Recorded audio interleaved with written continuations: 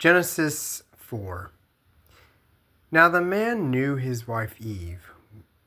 Did he know her in the biblical sense? And she conceived and bore Cain. Yes, he knew her in the biblical sense. Saying, I have produced a man with the help of the Lord. Wow. Did she give birth to a man? Usually it's babies, baby boy. That must have hurt.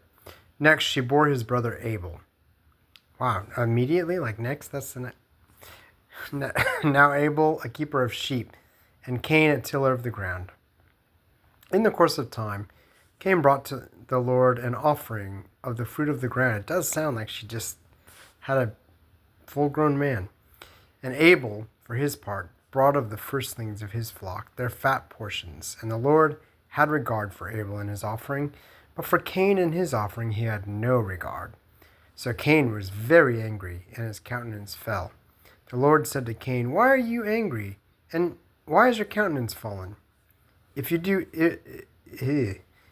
well, will you not be accepted? And if you do not do well, sin is lurking at the door. Its desire is for you, but you must master it. So is he not doing well just because the offering that he brought wasn't as pleasing to God? Cain said to his brother Abel, Let us go out to the field. And when they were in the field, Cain rose up against his brother Abel and killed him. That is quite an overreaction, Cain. Then the Lord said to Cain, Where is your brother Abel? Again, I thought God was omnipotent? No, that's all-powerful. All-knowing, whatever the word, omni-knowledgeable. Where's your brother Abel? He said, I do not know. Am I my brother's keeper? That reminds me of the song, Am I my brother's keeper? Am I my brother's friend? And the Lord said, What have you done? Listen, your brother's blood is crying out to me from the ground, and now you are cursed from the ground, which has opened its mouth to receive your brother's blood from your hand. When you till the ground, it will no longer yield to you its strength. You will be a fugitive and a wanderer on the earth. Cain, by the way, I've heard Bible scholars think that this story may be the myth of where the Canaanites came from, and the Canaanites are the people that God commands Israel to banish, to genocide from the land so that they can take over that promised land. So, the Canaanites come from Cain the murderer, according to this fable. Cain said to the Lord, My punishment is greater than I can bear. Today you have driven me from the soil, and I shall be hidden from your face. I shall be a fugitive and a wanderer on the earth, and anyone who meets me may kill me.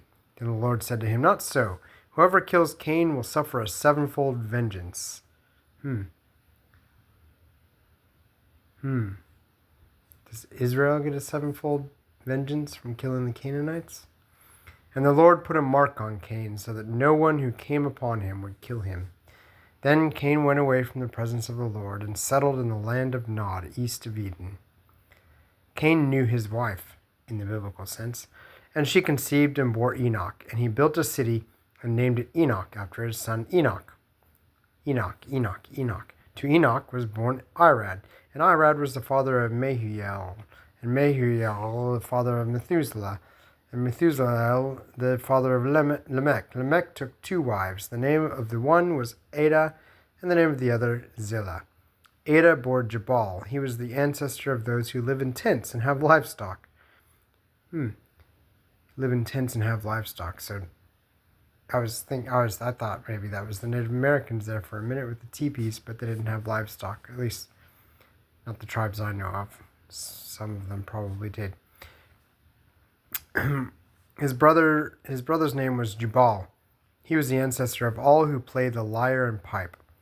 Zillah bore Tubal-Cain, who made all kinds of bronze and iron tools.